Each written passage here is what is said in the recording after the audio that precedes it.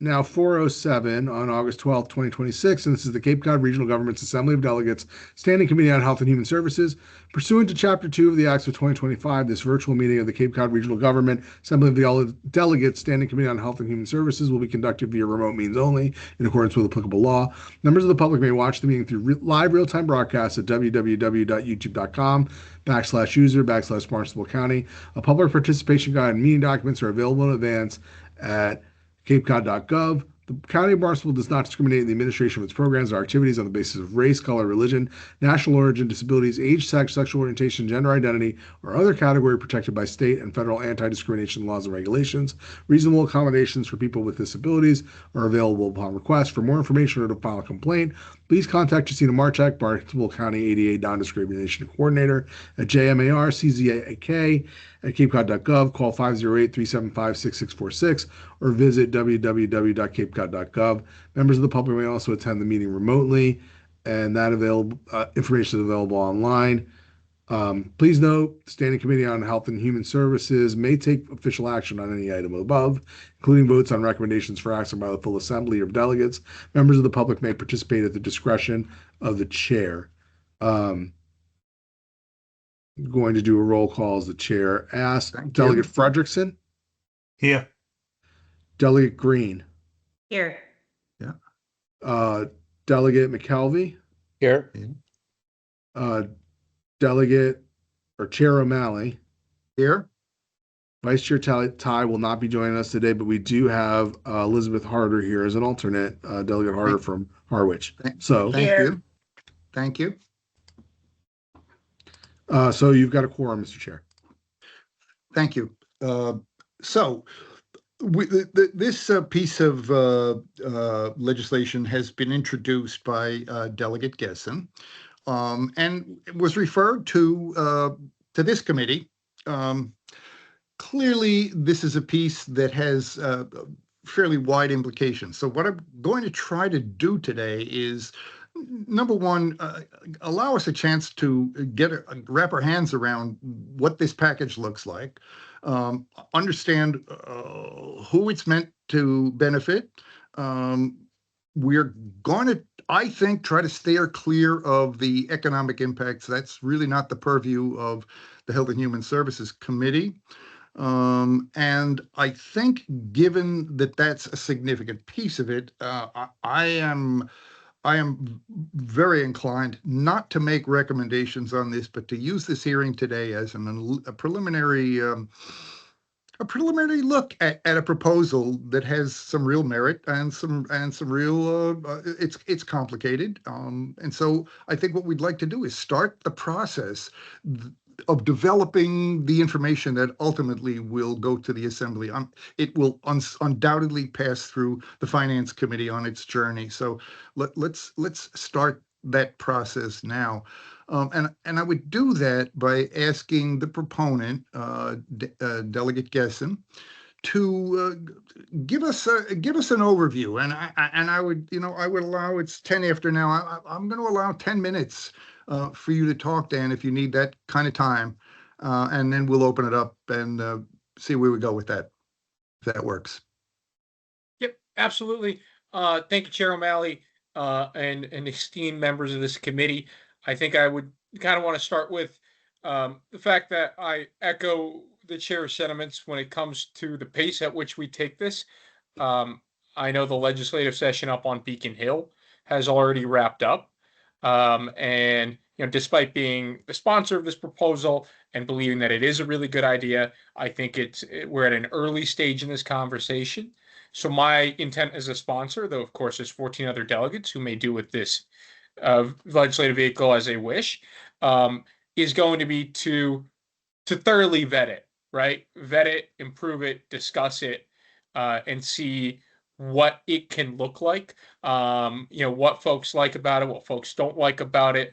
And I envision a process wherein we get feedback from the community on this issue.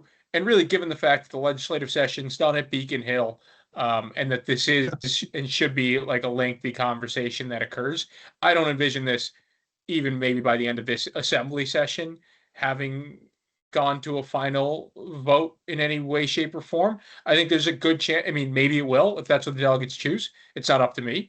But I also think there's a fair chance that this is just the beginning of a much longer conversation that the assembly continues to have beyond just this session. Because as delegates know, any like piece of legislation up on Beacon Hill sometimes resurface for year over year before they ever get put up to a vote. I think there's nothing wrong with starting this vetting process. So I wanted to put that out there in terms of the fact that I'm sure folks are going to have questions, and those questions are welcome. And some of those questions might not necessarily have amazing answers yet as we figure it out. But jumping into the meat of it, I think the best way to present this to delegates is really given the fact that it was based in large part on the Home Rule Petition 26-1, which was the high value real estate transfer fee or transfer tax, to describe what's different about it and what's the same about it in the context of those two vehicles, and then open it up to questions. That way, I think that's the best way to present it because it is a pretty dense, otherwise, piece of legislation. So I'll jump into it. I'm going to pull it up on my screen so I won't see faces, but feel free to interrupt me at any point, Chair O'Malley, if I'm being redundant or if you have anything specific you want me to touch on. Thank you. Go ahead. Beginning just goes through definitions. The local adoption component of this legislation is the same as it was in the home rule petition that got sent up to the legislature in 26-1, which is even if the legislature adopts this and allows us to create this property tax surcharge, non-owner occupancy property tax surcharge, it still would need to be adopted by individual communities through their legislative body and then a vote of the community in order to become actually like go into effect in Falmouth or in Barnstable or in Chatham or in Provincetown. So that is the same as the previous one. The structure of the actual tax. So unlike the transfer fee, which was a one-time fee at the point of sale at the Registry of Deeds, this is much more like the CPA, Community Preservation Act assessment, or just your generic property tax, where it's 0.5%. So 2.5, the way it's written here and the way it just is written in legislation to do with property taxes overall, it's $2.50 for every $500 of the valuation of the property. So 1/2 of 1%, only on the value of the property over $1 million and only on properties that have an assessed value of over $1 million, which I need to remind folks, but usually the assessed value is also higher than the market rate that the home will go for. Same as the transfer fee, however, it does allow towns to apply this only to properties valued at a higher threshold. So a town could implement this at 2 million or at 3 million or at 5 million or really 8 million. And since this is a recurring fee, like this really could be targeted towards the most expensive homes in that community. It is not intended to apply broadly. To permissible uses. The permissible uses under this home rule petition are much narrower than they were under the previous home rule petition. Specifically, it provides a variety of uses, but all of them focused on mortgage assistance programs to benefit year-round residents. The examples it provides are down payment and closing cost assistance for income-qualified year-round resident home buyers, including first-time home buyers. It will provide or for mortgage payment subsidies or interest rate buy-downs, refinancing or mortgage modification assistance to prevent foreclosure, mortgage counseling, application assistance, or other support services, gap financing or local matching funds to leverage state or federal mortgage assistance programs like the ones that are currently run through Mass Housing, or other mortgage assistance programs which are permitted through the affordable housing trusts throughout the Cape. Again, the idea here is it's much more targeted tool here. So I know concerns have been raised in the past with the transfer fee that this is really targeted towards development, and how's that money going to be spent? Is it really going to benefit year-round folks? The goal here is really that it would be targeted towards letting folks compete with the seasonal housing market through mortgage assistance for existing structures that already are built. There's a number of exemptions. A lot of them are similar to the ones in the petition, but the one I will point out that's the most, I think, central exemption to this legislation is if the property is either occupied by the homeowner or by the tenant or by a tenant for more than 183 days of the year, it is fully exempt, right? This is specifically a non-owner occupancy property tax or non-tenant occupancy. Beyond that, I'd say the biggest other difference is collection. It's collected through the individual municipal tax assessing offices, unlike the registry of deeds, which would collect the transfer fee. This is collected at the municipal level. And then the funding is really distributed in a very similar way, where it's pooled together at the county, redistributed back to the communities at a 90% rate for where the money was raised, and then 10% remains at the county level for countywide municipal housing initiatives, mortgage assistance initiatives. I think that's an overview. If I missed anything, if there's something folks want to ask about, I'd be happy to answer. Dan, I thank you. You came in at about 8.5 minutes. Well done. Okay, thank you. So at this point, I think I want to comment and thank our clerk for the what feels to me to be a really excellent summary of this of the legislation. It reads easily, and I think he's provided some nice background there. So I'm going to open it up at this point to questions. Delegate Harder. Thank you, Mr. Speaker. Mr. Chair.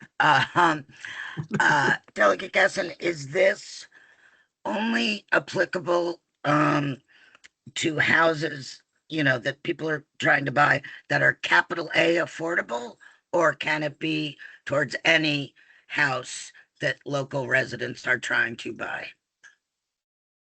No, nothing in the way this is written limits it to capital A affordable, which I think you mean like the general statewide definition, which is 80% of area median income or below.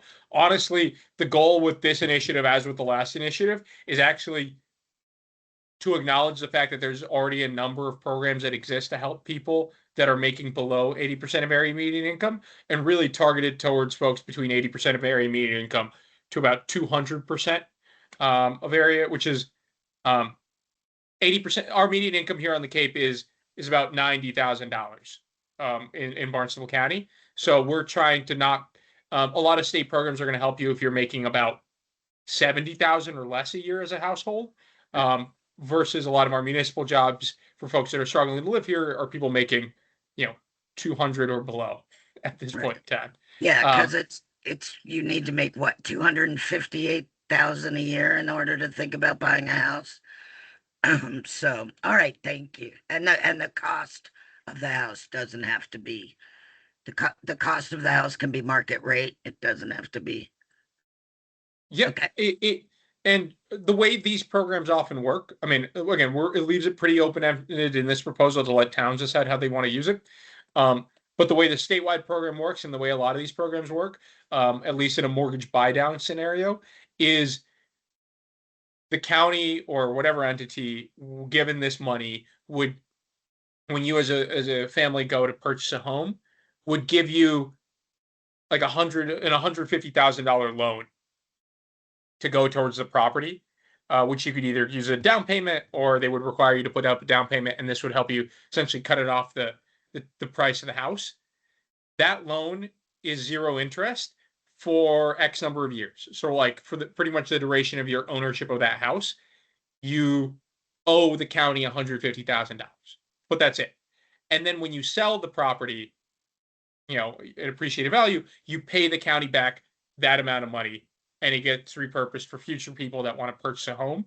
So essentially and usually you would pay it back with, if the house appreciated 10% while you live there, you'd pay it back at a 10% appreciation.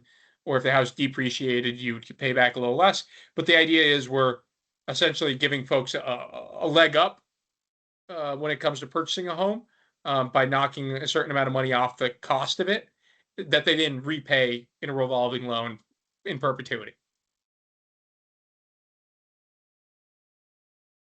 Thank you. Okay, other questions? Well, I have a question then, Dan. Oh, Delegate McKelvey, please. You're muted, Greg. You're muted. Greg, Delegate McKelvey, you're muted. I enjoy listening to myself speak. Don't worry. Let me get this straight. So if my neighbor down the street has a home, and let's say the home's worth whatever, but it fits in the category the town has selected, right? And they're only in the home, it's a vacation home, and they're only in the vacation home 8 weeks out of the year, they would be subject to that tax. Yeah. Only if the home was over a certain value. Correct. Yes. Yeah. Right. That's what, yes. It's over a certain value. Let's say, for sake of discussion, Mashpee put it at 1.5 million, right? And their home is worth 1.6 or 1.8, and they're only there, like I said, 6, 8, 9 weeks a year. They would be subject to that tax. Is that correct? Yep. Yeah. So this is a tax that seems like it's geared toward second homeowners that either don't stay in the house very long, or maybe people that are not staying there at all and renting all year round, or at least through the summer. Is that correct? Well, yes, unless they rent to a year-round resident, right? Like if they rent it to Correct. a year-round resident, if they just use it, yes, it's really targeted towards like Airbnbs or folks that like have a second home that they're willing to let sit empty for most of the year. Gotcha. But use it only for, as a vacation house. Yep. Thank you for clarifying that. Of course. I'm not seeing any hands raised. So let me ask, I don't see anything that sets limits on who the potential assisted group would be. That is, people needing mortgage assistance. I don't see anything that sets income qualifications, et cetera. Is that correct? Yes. The only two things, the limits that it sets out there is all these programs have to be for year-round homeowners. That's the only real requirement. And the other ones is the program does contemplate these being on an income qualification basis. So it doesn't lay out the requirements, but one would assume that when it did get implemented, you wouldn't be able to prioritize someone making way above someone else when deciding who it gets prioritized for a loan. Okay, thank you. I see a hand, Delegate Friesel, please.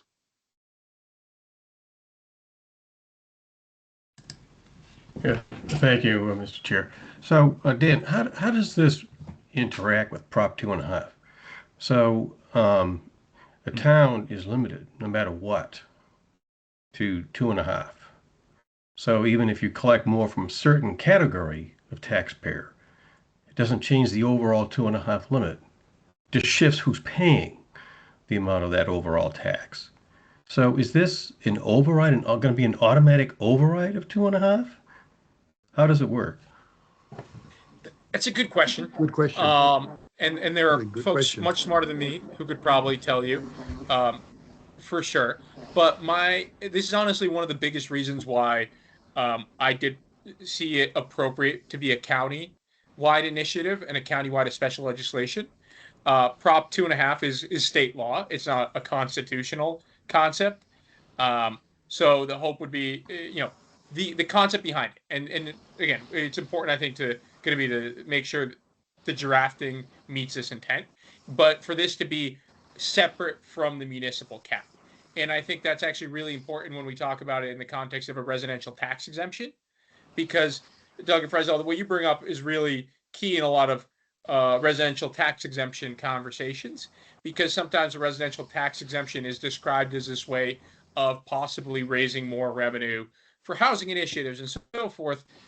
But when a town adopts a residential tax exemption, that shifts the tax burden to um, part-time residents, but it doesn't actually increase the amount of revenue that the town brings in. Right. Correct. So if you're going to use it to for housing initiatives, you end up needing to both create a residential tax exemption and then a Prop 2.5 override, and Yeah. somehow, and that's a complicated thing to explain to the voters as well. Of like, oh, we're going to lower your taxes so we can raise your taxes so that you can do this thing with it. The idea behind this is, rather than going through that process, which generally ends up just, even if you get a Prop 2.5 through it, putting more money into the general fund, is to run this through the county through a special act.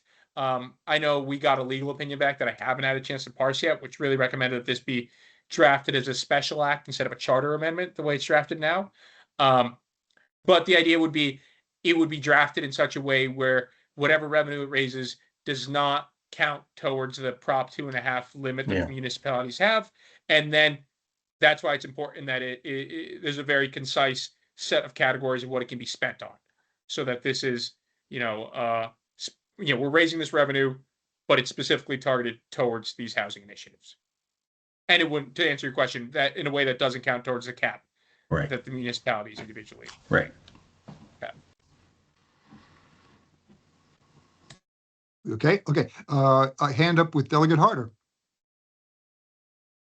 Thank you, Mr. Chair. I didn't see it, but is the you were talking about who this is for, and you said somewhat, year-round people, local people, somewhat income decided.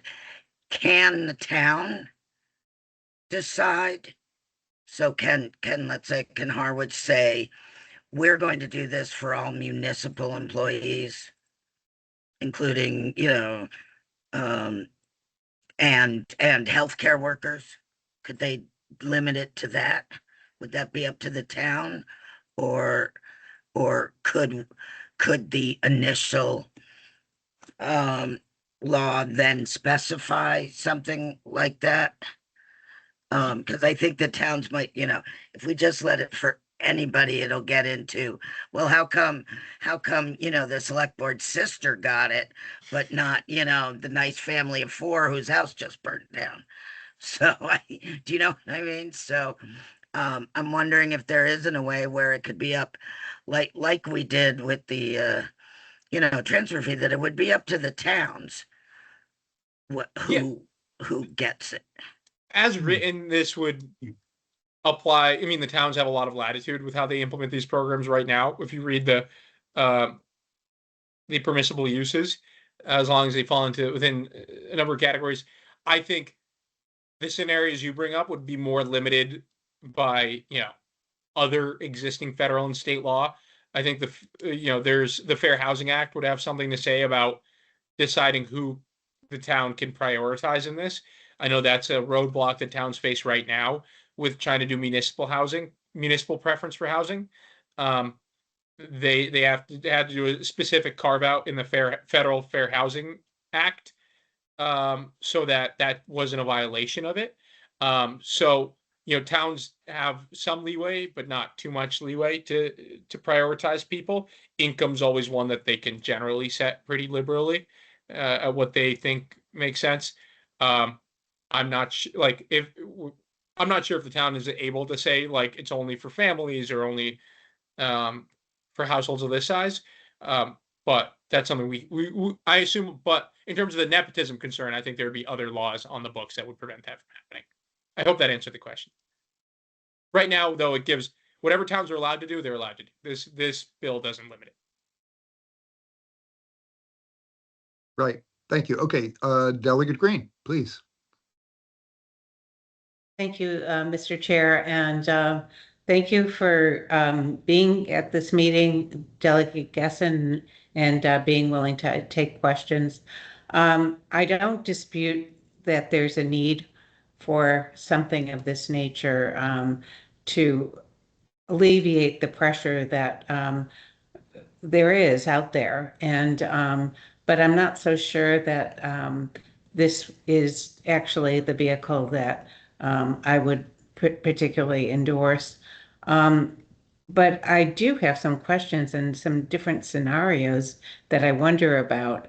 Um, one of the scenarios, I mean, so since COVID, in my area anyway, people have been buying up property. In fact, there were 8 people that would just offer $1 million for anything. And I mean, before that, those places were places where people who seasonally worked or worked in town government lived. But those places have been snapped up. They've either been renovated, or what's really happening a lot in my area, I think the whole Outer Cape, at least, if not the Lower Cape and beyond, is that they've become investment vehicles where a group of people will buy shares, basically like stocks, and it's Airbnb. Yeah. And I I want to ask you, do you see that as being different from the person who perhaps has property off Cape, rents even, or has a modest house, perhaps bought property on the Cape even decades ago, is spending summers there, perhaps school teachers, or something. I mean, just as an example, and they come down every summer, for their 8 weeks, 10 weeks, whatever, and they're planning to retire here. Um, so they would fall under that category as well.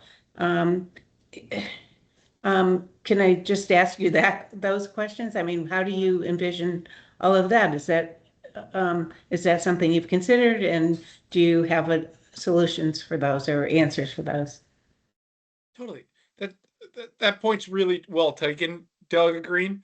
I think I'll be the first one to say the Cape's economy has always been reliant on the fact that people come here in summer, right? Like growing up, it was a reality I know in Falmouth that our population's 30,000 during the winter and 90,000 during the summer. Same, you go out to Provincetown and their population increases tenfold, right? I don't think my intent with this, and I think folks that support this, the intent's not to even penalize that aspect of it or to try to, envision a Cape Cod where people don't come here over the summer. I think it's one of the things, as much as we gripe about the tourism season, that makes Cape Cod unique and great is, the energy, the life, and everything that we get in the summer, and not even to speak of the fact that our businesses and our economy relies on it. Right. The hope is none of that, I think, should be scorned by this legislation or even targeted by it. I think my biggest concern these days is just seeing the rising cost of housing for the exact purposes that you're describing, right? You see how it's become a for-profit industry to buy up these second homes, to rent them out as Airbnbs, really to take a tremendous amount of homes off the market, and supply and demand. The more homes get taken off the market, the more it's profitable to rent them for 5 weeks during the summer rather than year round. The less of a housing stock we have for year round folks, the more the price for even that gets driven up. And the goal is really to disincentivize that kind of speculative investment in housing, and also to provide a revenue source to hopefully create a dedicated housing market for year-round folks. All of that to say, um, I would really like to see this be targeted and not paint second homes with a broad brush. It has the moniker Taylor Swift tax for a reason, right? It's not supposed to capture, a mom and pop second home on the Cape. I would, whether it's raising the threshold from 1 million to like 3 or 5 million, or whether it's, decreasing the number of days that the primary homeowner has to be there from 183 to like 100. I think there's a number of smart ways that we can think about sharpening this scalpel to like really address the core issue, which is a speculative housing, and not target the second homes and the tourist economy that's been at the core of Cape Cod forever, right? I think there's a distinction there in kind, not just in degree. And I'm a big fan of honing this in every way we can to make sure we're addressing the root cause without, affecting the population at large. I hope that answered that question. Answer, Doug Green. Not really. Okay. Can I, because I can think of like probably 10 more scenarios where it would affect people that I think you're saying that it wouldn't. But, let that, be said. I don't know. I wanted to ask also another line of questions where I wanted to know, why should county government take this up as opposed to, let's say, a nonprofit that could raise money and work with banks to provide the same kind of relief, so that we're not taking on something else in county government that is really big, has a lot of variables, and then needs another layer of administration, frankly. And who knows whether this money for the administration would go just to the county, or the state would want their cut as well, and on and on. So have you thought about using nonprofits or a different kind of a mechanism to, I mean, I agree that there's a problem, but have you thought of a different way to address this? Yeah, Chairman Alabama, okay, I'll answer that in two parts real quick as I can. Go ahead. Yeah. I think first, to the question of a number of scenarios, I think that's where we're having these conversations, Delegate Green, and that's why I think we're not trying to rush this either. I would love to actually have an opportunity as a body to go through all those scenarios and come up with exemptions that make sense to address it, right? Like, again, there's a reason why I think this is we're at step one here, and we're in no rush to get to the finish line. Like, we should be thoughtful, and we should think about these scenarios and create exemptions for the ones that we fundamentally think are unfair. So I totally agree with you there, and that concern. On the second part of like, why must county government take this on? I think my answer would be, county government doesn't need to take any of it on. It's my position that county government should take on, and I represent the people of Falmouth, and I believe on their behalf that I'm advocating for this to be something county government does, because I don't see another entity that could do it. But it's up to the delegates and the county commissioners to decide whether or not it's something that county government will take on, right? Like that's out of my hands as to like whether or not it's something county government must do. I can only suggest that I think it's a good idea. But why not a nonprofit? I think because at its core, this is a piece of tax legislation, right? Like, a nonprofit entity might be able to administer a mortgage assistance program, but it's got to get the money somewhere.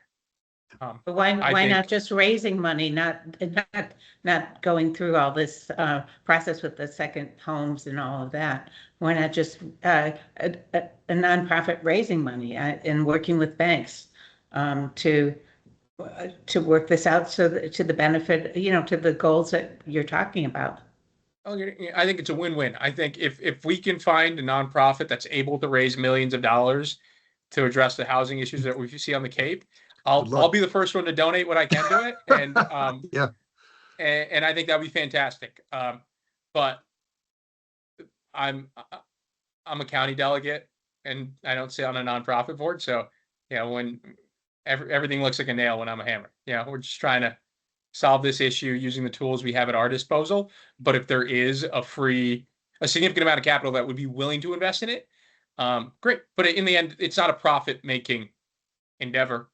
Like, That's right. And that, to my mind, is the role of government, is to do something not because it's going to make money, or not do it out of the kindness of our hearts, but to do it because it's the right thing to do. And to my mind, it's the role of government. Folks disagree about that, but that's why we have elections. Thank you. Thank you. Next is Delegate Friesel, then Delegate Harder. Thank you, Mr. Chair. So in the sharpening the scalpel approach in dealing with people who have owned it, perhaps even inherited, but it's a second home. They only show up a little bit. I mean, one of the things we did in the transfer tax is we created a special exemption for people who've been in the house for X number of years. And I know it also went with a certain age group. But one way to potentially attack that and target it more to the more recent speculation that really substantially increased the prices, which was the COVID, right?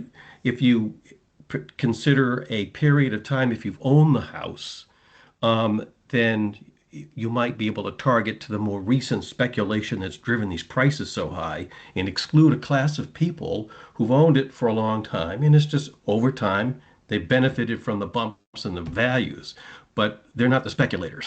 And they may not be showing up, 183 days out of the year. Just one thought on the scalpel sharpening approach.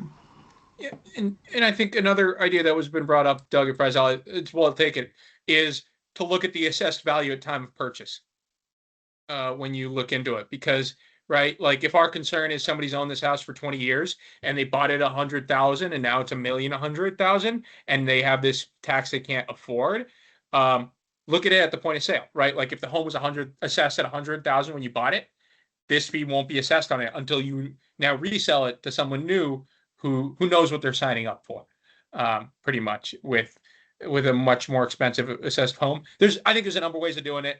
I think in the end, it's important to throw these ideas around and brainstorm. And then the next step is really to not go into a blind, but look at data. And I think what you brought up though is that this would not supplant or be an alternate to the transfer tax. They could both exist. It could be both. Okay. Yeah. Okay. But I think I must say I think that your concept about length of ownership is very relevant in trying to target speculative buyers. Anyway, Delegate Harder. Thank you. I just wanted to answer Delegate Green's question a little, if I could, because I've been doing this for 10 years, working in housing, and if there were any way to do this without having government involvement, we would have done it. I mean, HAC is constantly raising money, and CDP is raising money, and everybody's trying to raise money, and there's no way to just do it out of the goodness of people's heart. I mean, look, we can't even get people to donate $4 million for abused children at Children's Cove. I mean, this has to be a public thing. And the problem is that all the money available, and this is why, we talked about the transfer fee, all the money available is for capital A affordable. Yeah. And that doesn't help most of the people we're trying to help.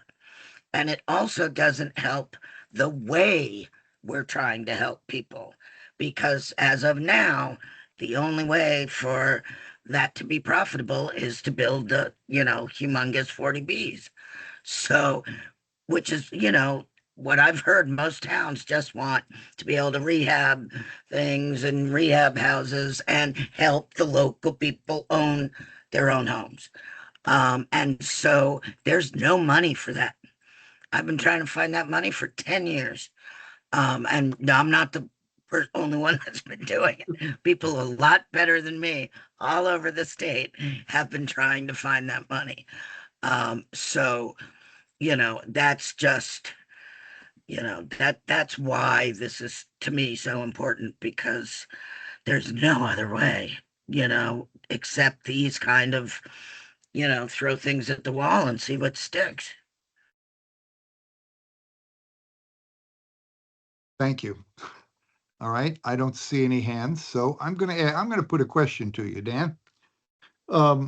As I indicated at the outset, I am certain this will go through the Finance Committee, and as you know, on finance we have been engaged of late in an effort to define what are the core functions of the county that we have to that we're trying to identify in case of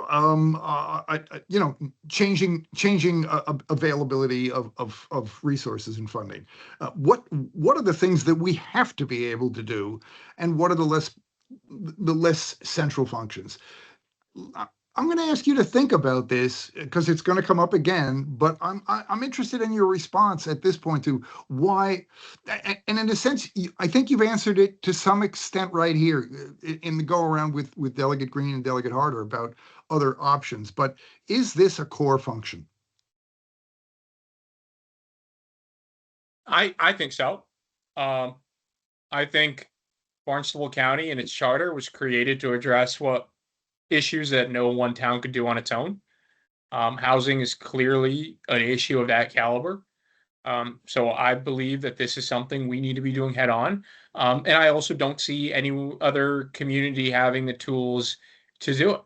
I think that's why I'm championing it. I mean, to be honest, we've got elections coming up, and in the end, it's going to be up to the voters of Cape Cod whether or not they feel the same. But I think fundamentally we've got pretty big challenges facing the Cape, but none as big as housing. And if Cape Cod regional government isn't stepping up to address it, I don't know who is. Okay, I think that's fair. I don't disagree entirely. Delegate Frederickson, please. Oh, thank you for the time. Dan, I appreciate your thinking outside the box on a lot of things because I see a lot of myself in you, although I'm like a lot older. And my focuses are something different, have been through my career. But I just wonder sometimes if there is, when we look at taxing, that's such a hot button item right now to add more taxes. And taxes, as we pretty much know, are endless. Once they get put in place, they don't end. It's hard to repeal them. As we can see, we got more money coming into the government than ever, and there's no effort put into reducing taxes at all. I wonder with your thought process, and I'd love to have more conversation with you offline, which I know we need to do, because I have some thoughts where there are things that short of raising taxes that we could do. And I think that's a big sticking point. And again, the core, going back to O'Malley's question about the core processes that the county is involved with, that's a great question. It's a great question, and I'm not so certain this fits one, but it's certainly something we can do to assist towns. And I also say, should this proceed further, which I'm going to guess that maybe not in the next couple months, but we have to make certain that this is vetted through our towns, because we are just 15 people. We don't necessarily, I think we learned a lesson not to get too involved in something at our level without involving the people it affects the most. That's a basic management principle. So I just, should it get further, I think we just need to look a little further, and we need to get together. Thank you. All right. Does anyone else have a question? Either for Delegate Gessen or a perspective to throw in? Yes, Delegate Harder. Sorry, I'm being a pain, but I can recognize the raised hand like that too. well, to what Delegate Frederickson just said, I agree with everything he said. And those are the conversations I think we should be having online, not offline, because the whole purpose of this and the transfer fee is, as I feel I can speak for Delegate Gessen in this. We believe the county government should help the residents of Cape Cod as much as possible. There are certain things that the towns have to deal with that are so big, for example, schools, that they cannot take up every important issue. And anything the county can do to alleviate those pressures is a plus. And the discussion that you want to have about other ways we could do it without taxation is incredibly important. And it's, like I've said, throw spaghetti against the wall and see what sticks. Anything, any kind of conversation like that should be held together in a public meeting, so that, because you never know, I might hear you say something and go, oh, we did this in New York, or Greg might say, oh, we did that in Poland. So, I completely agree with everything you said, and I would just like to keep it online so that, in this case, the more cooks spice at this stage of the cooking, the more cooks we have, add necessary different spices. Bad analogy, but whatever. Thank you, Delegate Harder. And I certainly agree. And I think, you've heard from the outset here, both from myself and from the proponent, that we envision this as a long discussion. This is not rushed. We're in no hurry here. This is an important issue, and we're making a start at what could we do to help out. And clearly, this is not the end of the story. This is the first of the hearings it's going to get. Certainly finance, conceivably public services. That's not up to me, but and certainly the full body will be discussing this. And I think getting some of these questions out and putting us now in the position of analyzing what it means and what are the scenarios, what the exemptions should be, who's it going to apply to, is pretty important in our developing a greater comfort level with what we're going to ultimately vote on. All right, we've got 6 minutes. Are there any other questions? Because we do have another meeting immediately following this one. All right, I see no other hands. I think at this point we have discussed what was on the agenda, and I think at that point, with no objections, I'm going to declare this hearing closed. Thank you all for being here today. Thank Thanks, you. everybody. Thank you.